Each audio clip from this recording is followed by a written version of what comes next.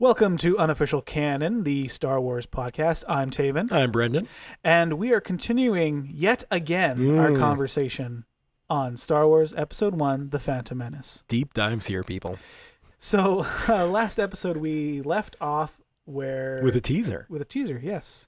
About basically the whole Tatooine part of the movie. Qui-Gon, Jar Jar, Padme, R2, and I think that's it. That's it. Are headed into Mos Espa. This isn't Mos, so it's not Mos Eisley. This is not Mos Eisley. This is a much bigger town than Mos Eisley, which they don't actually, I don't think they not once talk about it in the movie, but it's in the book, which was the tease for last time where we were talking about basically the opening of them walking in. Right. Feels like they cut out 30 seconds of something.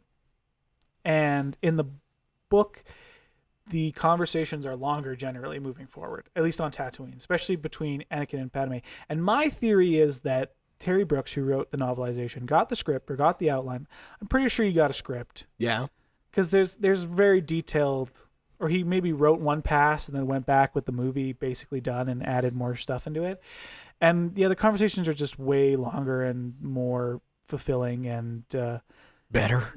Well, not better. Like, because I mean, the thing that's really weird, and I think you're going to bring this up, is that the budding romance they set up between a 9-year-old and a 14-year-old. Oh, it's movie, so wrong. It's so weird, and it's even weirder in the book because there's more of it. You know, when I saw it as a kid, I mean, I saw it as a 15-year-old, so I was basically Padme's age. And like as a 15-year-old, I was just there like, oh, Natalie Portman, God, what a hottie. This time around, it's like, what writer decides to start a romance that ultimately will cause the galaxy to fall apart between a 14-year-old and a 9-year-old? Like, fine if you have the characters meet at that age, you know, fine. But you don't start dropping hints of like, I made you this, or like, are you cold, Anakin? Here, let me get you a blanket and wrap you up and look at you and you know, like, it's so weird. It's so weird.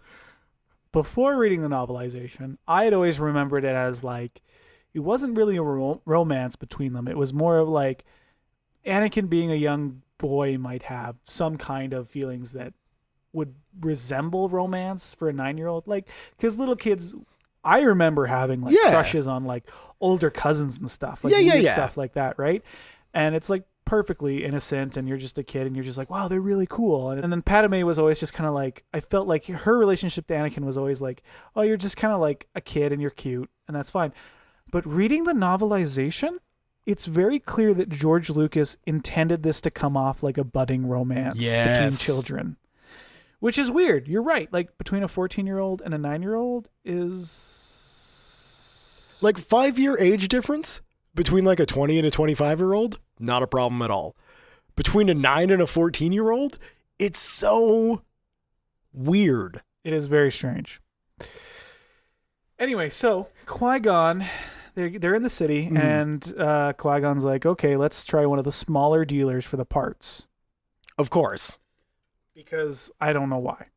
So he goes into Watto's shop, and Watto greets him, and he's like, I need parts for a whatever Nubian ship. A Nubian. I can't remember. He's like, oh, Nubian, we got lots of that. Yeah.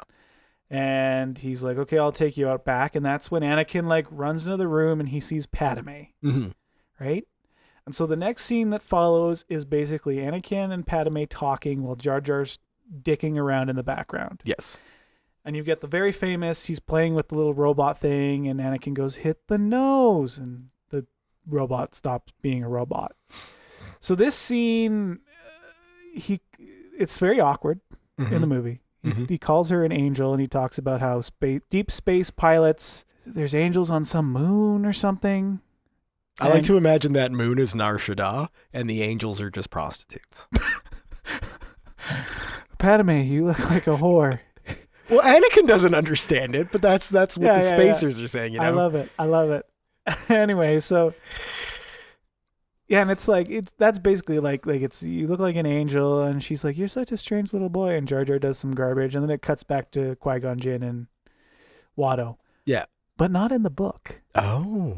They keep talking Oh, really? They keep talking. And I would Oh, go ahead. I would love to read Go ahead. the part of this book that made me go, WTF, stop reading the book, find the movie, and make sure It wasn't that in the movie. It wasn't still in there. So here we go. So this is just after Anakin has told Jar Jar to hit the nose. Right. And we've cut away. Anakin looked at Padme and the girl at him. Their laughter died away. The girl reached up to touch her hair self-consciously, but she did not divert her gaze. So she is like full-on teenage girl Crushing on a 9-year-old. crushing on a 9-year-old. It's not over yet, folks. I'm going to marry you, the boy said suddenly. That was the point that I was like, is that in the movie? No. And I can see even George Lucas being like, I think I went a little too far here. That's a bit much. There was a moment of silence, and she began laughing again, a sweet musical sound he didn't mind at all.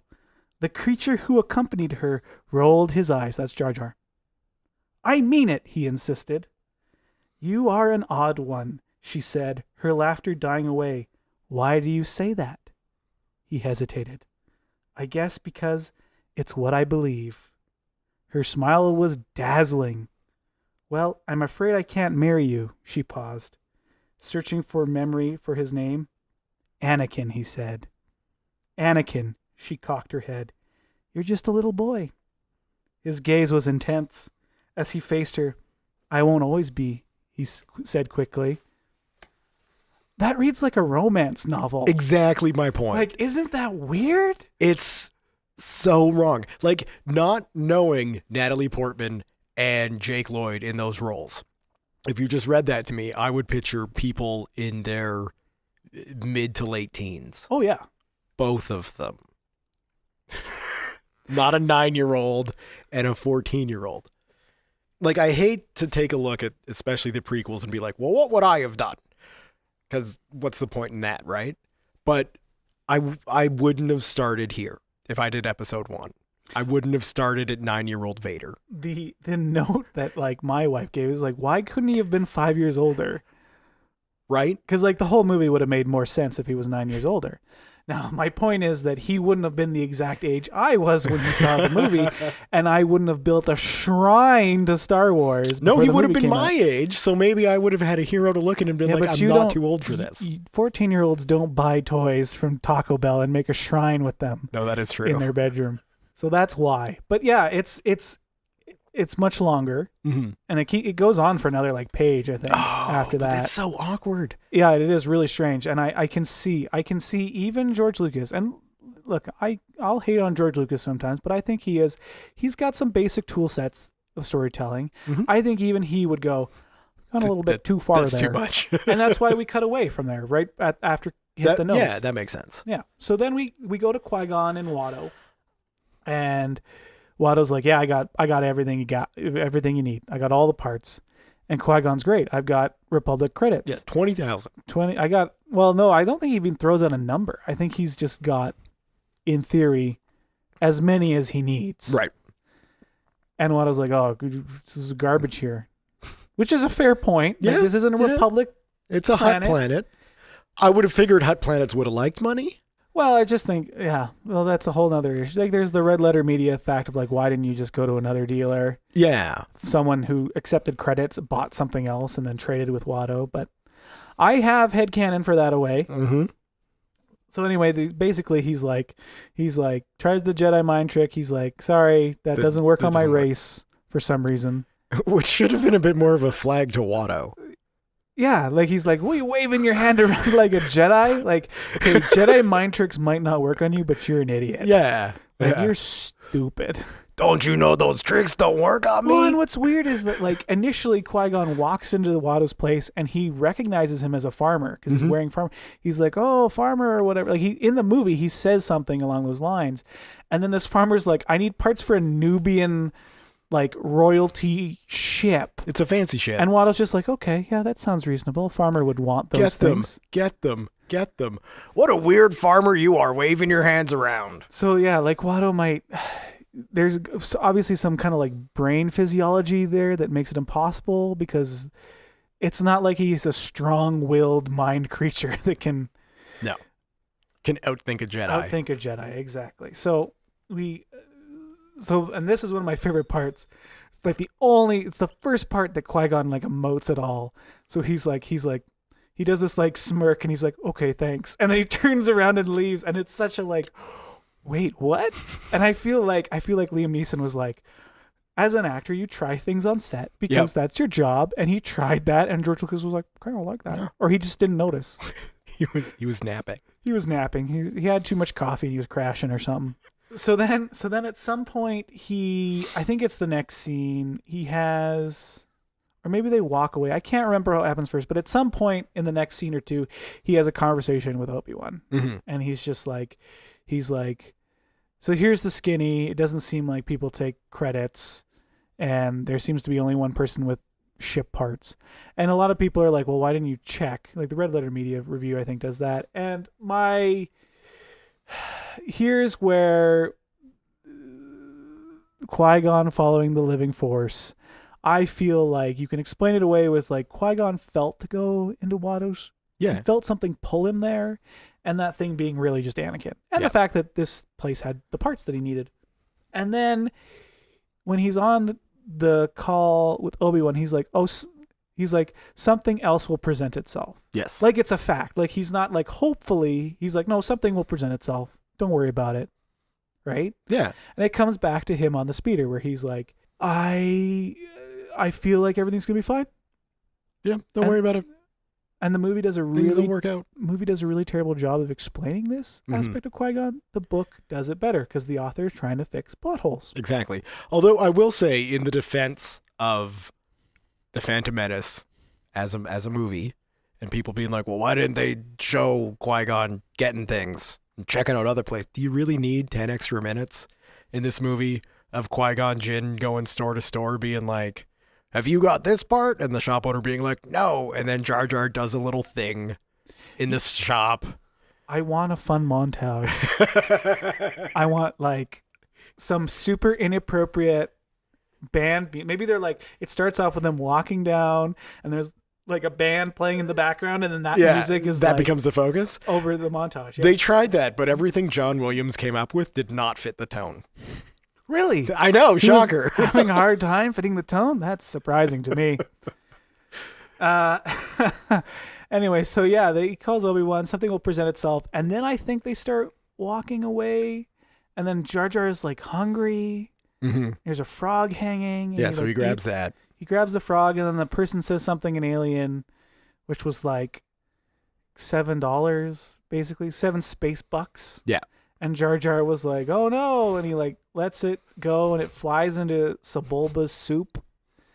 Sebulba's at this cafe, and then Sebulba proceeds to start kicking the crap out of Jar Jar. Yeah. And then like a 9-year-old boy comes over, says something to Sebulba. By the way, my copy, for some reason, I turned off subtitles, and I think I went a level too deep. So with the alien stuff, I didn't have English subtitles.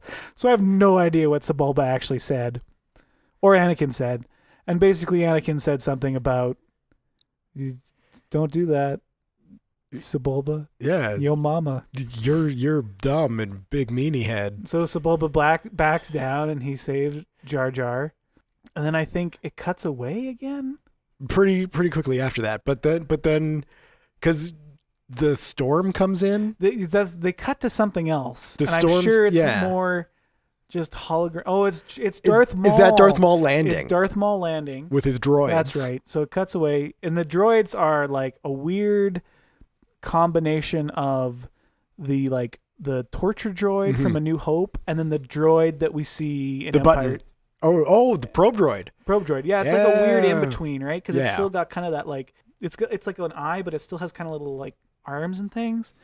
And he like sends those out, and he also gets on like this speeder bike and speeds off towards a city. And in the book, it explains that there's several like larger cities kind of. There's like Mos Espa, which is the big city we're in. And there's a bunch of little tiny communities around it. Right, like Mos Eisley. Yeah, so like he's looking around for the Jedi, right? Yeah. And I think that kind of fits into my explanation that like he just went to the first place and started looking. Although in the book, I think it insinuates that the droids can sense the Force. The Maul's probe droids can. They've got a little bit of midichlorians. Well, it's not clear. It's not, they got a little bit of that midichlorian goodness. They grind it up, put it in the droid oil. Put it in the droid oil, and then they had the sensitivity. Well, it's unclear because like it's very vague to where it's like Maul could be looking for them via the Force, or the droids could. Right. I don't know. The worst scenario is the droids can somehow see the Force, and then the best scenario is like Maul is like sensing himself and then sending the droids in the general direction. So you can just, whether you really hate this movie or really like this movie, you can decide. You for can yourself. decide what level of headcanon you want. Yeah. Like, do you want this movie to be worse or do you want it to be better? That's what happens. And then we cut back to the storm coming in. Yeah, and they're like at this woman's like little cart. Yeah. And the storm. I feel it in my bones. Yeah, I feel it in my bones. In the book, they give way too much detail about this woman. Yeah. Who like shocker. This woman is like a friend of Anakin's, and he's like trying to fix like an air conditioner for her for her stall so she can be cool because it's hot. And we got to keep establishing that Anakin is just like a really good dude. Yeah. Like for a 9-year-old, he's the best. He's pretty selfless. Yes, exactly. He buys, in fact, in the book, there's even more detail because she sells fruit. Oh. And he takes out his money and he wants to buy 4 fruits. Yeah. And this woman is like, oh, I only have enough for 3 fruits. And like, my first reaction is like, this dude's building you an air conditioner. Just give him an extra fruit for God's sakes. But no, you have enough for 3 fruits. So he buys the 3 fruits and gives 1 to Padme, 1 to Qui-Gon, and 1 to Jar Jar. Yeah, of course. Because again, he's selfless. Yeah. And then it plays out as normal. Like, oh, there's a sandstorm coming. Oh, where's your ship? On the outskirts. And then they're like, oh no, you come to my house. Do you have shelter? Come to my house. Yeah, it's not far. Don't worry. So they go to the house. Yes. And Anakin lets in these strangers. Into his house. His poor mother Shmi comes into the room. Like, what the and says nothing. Yep. And Qui-Gon, like, she's like, literally, she says nothing. Anakin brings this strange girl into his house and is immediately like, come to my bedroom. Check out my droid. I want to show you my droid. Which, you know what droid means right? On Tatooine. Right? Yeah. But she says nothing. She says absolutely nothing in the movie. Mm-hmm. And Qui-Gon's just like, your son offered a shelter. And she's like, okay. Yeah. And then in the movie proceeds to like cook them a whole dinner. Yep. As a good slave does. As a slave who obviously has enough food to go around. So again, I would like to bring up the book. Because again, poor Terry Brooks is like shaking his head at this point. He's what like, do I do? How do I fix this? This makes no sense. So she doesn't just say nothing. She's basically, what the heck is going on? Good. A normal reaction. Yeah, and then like there's explanation both for Anakin and Qui-Gon. Okay. And she's like, it's obvious, it's the way it's written is actually really smart because it's like she's put in a position where she can't really say no because her son's already, and there's a sandstorm outside. Like yeah. So you're basically sending these 3 people to their death if you send them outside. So then they kind of, everybody disperses except for Jar Jar, Qui-Gon, and Shmi. And Qui-Gon pulls like some kind of like pellets out of his belt, and he's like, this should be enough food for everybody. So he's kind of like, you're living a shelter. Obviously, you can't afford to feed us all. Here's some food, right? And I'm like, okay. Things are making more sense this now. This makes way more sense. So yes. That's the book. Terry Brooks is like, I did it. I did it. I'm taking the rest of the movie off. Yeah. This moment in the movie introduces one of, and again, it's on the same level of like, why did we have the blockade running to introduce R2-D2? This movie, this scene is, I think, the most horrible example of this. In that the creator of C-3PO is Anakin Skywalker. And I understand that the prequel shoehorned in as many OT characters as they could. I didn't like seeing Chewbacca in Revenge of the Sith, but why that choice? It's truly bizarre. And if we jump ahead, just to attack the clones, just for the Just- sake just of a moment. conversation, is that somehow Anakin ends up with R2D2, a droid that is clearly not his, Right. and he doesn't end up with C-3PO at his side. Clearly one made by him. Yes. I know. It's Really bizarre. But then, like, because his mom was, raped and killed by Tusken Raiders, then he gets C-3PO again for some reason. makes no sense. It's really a bizarre choice. But you know what? It's just everything is connected to the Force and, all that stuff. yeah. I'm with you. I'm with you 100%. Because it's like, I know the nitpick is like, what would a protocol droid do to help a slave? I don't even care about that. Fine. But why that specific protocol droid who winds up, 40, 50, 60 years later running from his creator's grandson on crate? It's weird. I don't get it. It's just because, look, he can build things. And George Lucas was like, this is an easy way to introduce C-3PO. Well, and to get the scene, R2D2 meets C-3PO. Yeah. I will say this, for the rest of the movie, I was quite impressed with the puppet C-3PO. Mhm. Because it's not like a person in a suit anymore because Obviously. he doesn't have the plating, right? Yeah. And I was like, they do a really good job as at just being a puppet and Yep. feeling like a droid. And then secondly, it's still feeling like it's C-3PO with the movements and stuff. Oh, yeah, absolutely. They do a really good job of mimicking Anthony Daniel. Yes, they do. They shouldn't have had to, No. but they did pull it off. I mean, the really George Lucas thing would have been like to keep that Jawa scene where Anakin buys some droids for Watto, and one of the droids he buys is C-3PO. I would have been okay with that. But why does he make them? That's so weird. Because he's a tinkerer, and I don't know. Yeah. Because the Force told him to, and he didn't realize it. Probably. Because the Force knew. One day, this droid is going to do something. It's going to be running from you, Annie. So first thing I'm going to do is make this boy in this slave's womb, and then he's going to build the droid. Did we just discover that C-3PO is secretly the chosen one? Oh, my God. Mace Windu was wrong. Mace Windu was wrong. They were all wrong.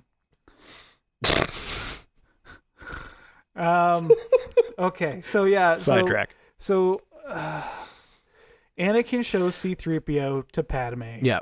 Padme is I can't decide if she's impressed or not. Like, is she just because she's like, wow, that's amazing, Yeah, Anakin. is she being polite? And my question is like, yeah, is she being polite or is it just really flat acting because she's not getting direction? Yeah. I bet it's the second one. I feel the same. I think she was just like, you know what, I'll hedge my bets and just kind of go in the middle there. Yeah, and stick to neutral. and see what happens, right? And George was like, no, it's good. It's Yeah, good. Moving on. So yeah, and then I'm sure they cut back to something. I can't remember. It gets and it's weird because in the moment of watching this movie, near the end, I had one of my notes was like, this movie falls apart on Naboo, but the scenes on Coruscant and Tatooine seem to be okay. Like from a I can follow what's going on. But upon reflection, no. It's worse on Naboo. It falls apart far worse on Naboo, but even the stuff going on Tatooine, even the stuff going on Coruscant, most of the time on reflection, it's like, I don't even know why we're here. You don't really remember what's going on No. when you're watching the movie. Yeah. So, okay, yeah, no, I remember now. It cuts away Yeah. to back on the Queen's ship. And there's a transmission from the governor. Right, the beard who's- dude. Yeah, who's like, our people are starving and we're all dying. And then the transmission cuts out and Obi-Wan just stands up and says, make no response, and then walks off, and that's the scene. Yeah. No one responds to Obi-Wan. No one says anything. It's just done. They're just like, that Padawan Kenobi, he knows what's up. Like, yeah, it's strange. Like, even, like, I know, understand that the decoy is not the Queen, but you think she would say something? Yeah. But she doesn't. So that's fine. So then we cut back and they're having dinner. Mm-hmm. And literally everything, like you have the famous, there's a chip in our brain or somewhere in our body, and if we try to run away, we blow up. Yes. And this is a deeper Star Wars lore dive. Does Darth Vader have that in him? Well. And if he does, why didn't it blow up in Return of the Jedi when he's being burned? This is a very good question. I have an answer for you. Because I read the novelization. Oh. So at some point in the book, they do make mention that it, like, they go to, there's a scene where they go to Watto's and he, like, deactivates it. Not very willingly, but he does it. And then there's talk that, like, when they get to Coruscant, it'll be surgically removed at some point. Okay. So yeah, that's a question that I've always had. Like, is he just walking around with like a little bomb inside him? Right. But no, I get. No, they get it removed. It's not officially canon anymore. So that's we true. can believe that he's got a little bibbity bomb. Well, no, I choose not to because it breaks Return of the Jedi. Because it would have exploded when Luke cremated him. Or when the Emperor shocked him with lightning. Yeah, or that too. Yeah, I'm sure they removed But it. I like this mental picture of like Luke standing there looking all like sad over the burning body of his father, and then it just explodes, and he's like, "What?" Well, you know what your headcanon could be is that it was in his leg. Yeah, yeah, or his right arm. So Yeah. he didn't have it when he got married. So One of those. One of those. But the other thing is I think that's the most significant thing they talk about and then there's the scene where like Jar Jar's being like a super rude dinner guest and like eating stuff with his tongue. And I'd like to point out that like he does it once and then he does it twice and Qui-Gon grabs his tongue, showing his Jedi reflexes. yes, And he's like, don't do that again. And he's legitimately upset. So this is a great moment in context with everything else with Qui-Gon up to this point. that's true. Giant fish monster, no problem. Friggin' blockade run, Not a no problem. problem. Jar Jar being a terrible dinner guest. Like, That's this is the point where even George Lucas writing this was like, he was kind of annoying. I should have Qui-Gon do something about this. It's like, he knew, but he just chose to ignore. But there's still that scene, that pod racing scene where he burns his or numbs his mouth, Yeah. and then he's like, missile, blah, blah, blah, blah, blah. I was like, I can't understand anything you it's say the now. Worst.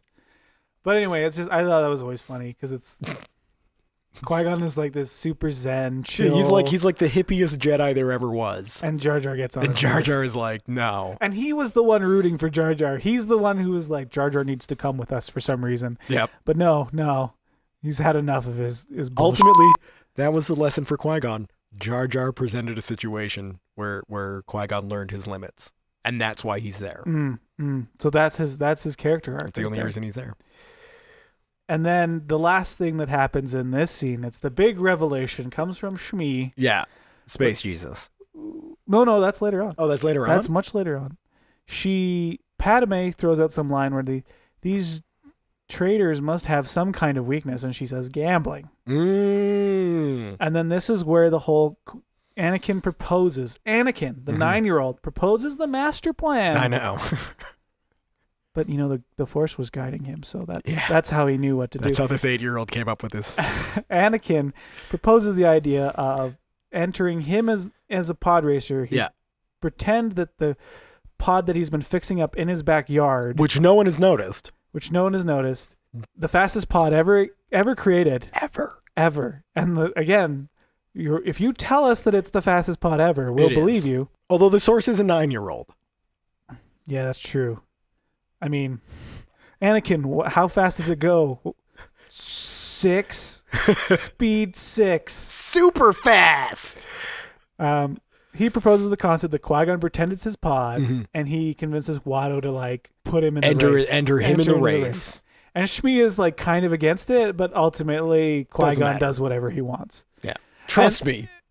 Yeah. And my feeling is that this was a moment that Qui-Gon was like, this is the Force. This is it presenting the alternative. Right.